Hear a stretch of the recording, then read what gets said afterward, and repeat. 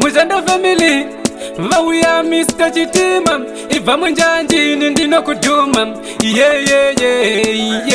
Mr. Captain ndobvira pamoza muzandisaize nekuti ndiri dangerous vakutopengereka Mushando family baby ndaikuda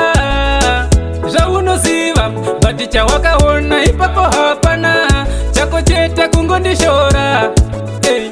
inini ndaikuda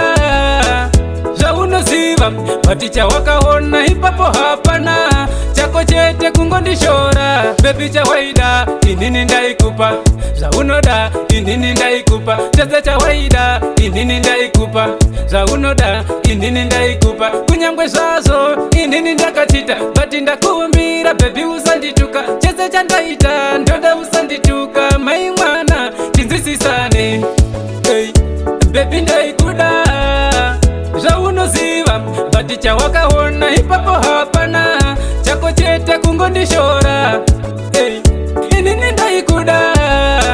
zvaunoziva bati chawakaona ipapo hapana chako chete kungondishora bebi ndakakusiya ndenda diaspora ndikati ndichadzoka inini ndokutora ndikati chiisara padheni wakatyora handidi hama dzako kuti dzigondishora ingave foni bebi ndakakutengera airtime ndati ndaikusendera shamwari dzako ndidzo dzakakupfuurira mawani acho andipo patangira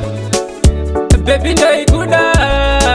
zvaunoziva bati chawakaona ipapo hapana chako chete kungondishora inini ndaikuda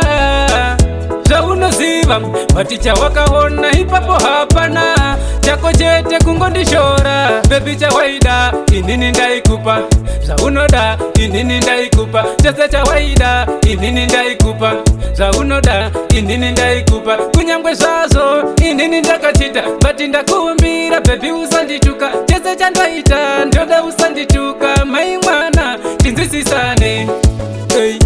bebi ndaikuda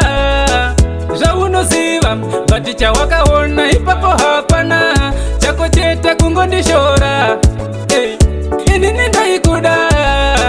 zvaunoziva bati chawakaona ipapo hapana chako chete kungondishora bebi ndakakusiya ndenda diaspora ndikati ndichadzoka inini ndokutora ndikati chiisara padheni wakatyora handidi hama dzako kuti dzigondishora ingave foni bebi ndakakutengera airtime ndati ndaikusendera shamwari dzako ndidzo dzakakupfuurira mawani acho andipo patangira